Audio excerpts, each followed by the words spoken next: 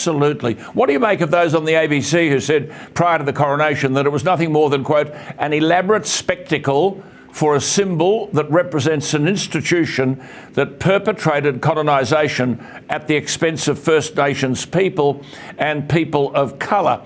Who is standing up against this invasion nonsense and welcome to country as if this country isn't ours and this has been fed to the kids in our classroom? This is the fabrication of Aboriginal history, of which Keith Windschuttle has written greatly. Keith Windschuttle is a real historian. He goes back to original documents, and he can demonstrate, for example, that there was no frontier war. There were a few incidents, but nothing you could ever call a frontier war, although I see that the War Museum is thinking of having some sort of work on this in relation to so-called frontier wars, which don't exist. There's an enormous fabrication of Aboriginal history. It is inappropriate for the Australian Broadcasting Corporation, the people's broadcast, as it were, funded by the people and the taxpayers, for taking such a really narrow line and presenting its own idea of politics, particularly at the time of the coronation.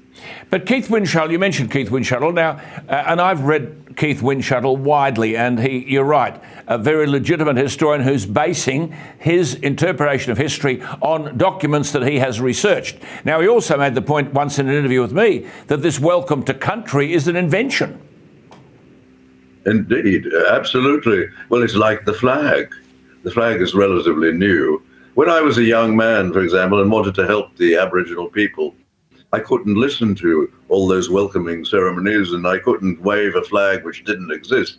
So what did I do as a young law student? I went along and volunteered to work for a newly created, non-Commonwealth funded Aboriginal legal service, which was to help Aboriginal people. And that's, I think, how one helps the Aboriginal people, as Tony Abbott used to do every year. As a minister, he would go up and work with the Aboriginal people. That's what right. you need. Yeah, I mean, that's right.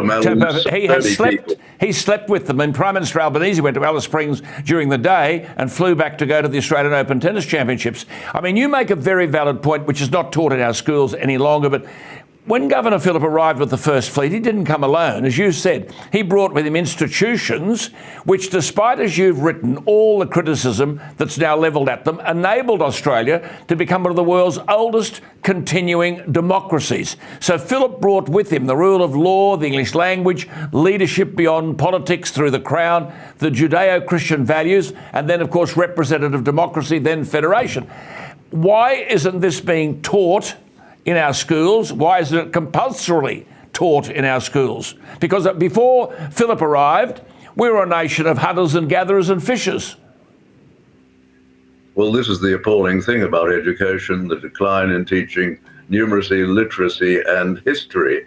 And I can remember as a boy in ordinary primary school where every boy in the class was literate and numerate. And correct. How did I know that? The teacher made them stand up and read.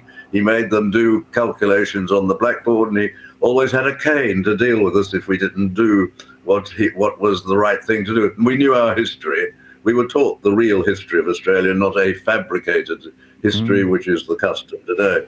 And the terrible thing, Alan, is that the Liberal Party, the coalition, has been in power in this state for many years. They allowed the same things to happen.